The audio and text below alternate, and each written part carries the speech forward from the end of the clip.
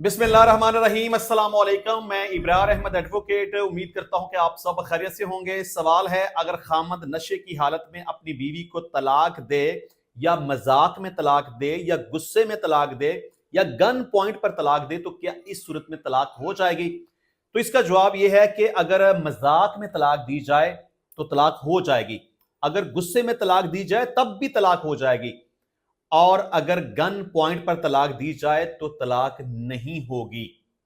अगर किसी को अगवा कर लिया जाए या किसी को धमकी दी जाए या किसी की कनपट्टी के ऊपर गन रख दी जाए या किसी का बच्चा अगवा कर लिया जाए और कहा जाए कि तुम तलाक दो वरना हम तुम्हारे साथ ये कर देंगे, तुम्हें मार देंगे, तुम्हारे बच्चे को मार देंगे, मतलब कोई भी ऐसी सूरत हाल बन जाए कि किसी बंदे से जबरदस्ती तलाक दिलवाई जाए और तलाक देने वाले की नीयत तलाक देने की ना हो, तो इस सूरत में तलाक वाकया नहीं होगी।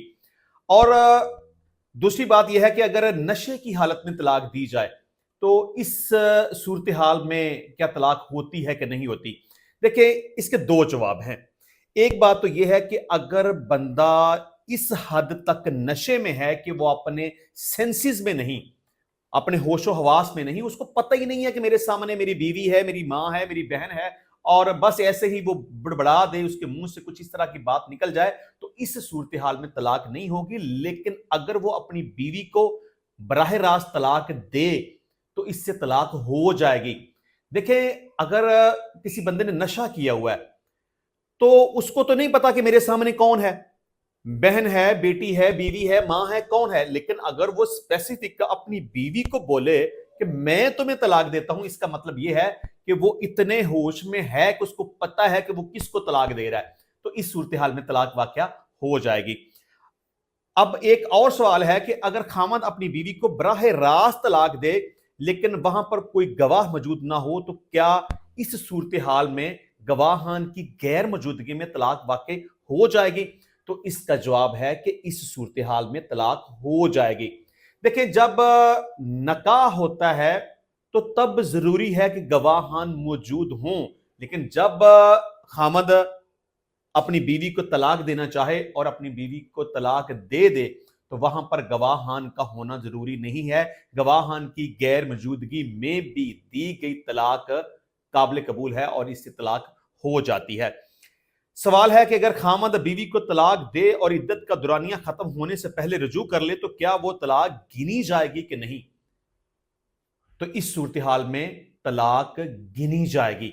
मिसाल के तौर पे खामद ने अपनी बीवी को तलाक दे दी और इद्दत का दुरानिया 90 दिन का वो पूरा होने से पहले आपस में रुजू कर लिया, आल दो के नकाह खत्म नहीं हुआ लेकिन एक तलाक गिनी जाएगी।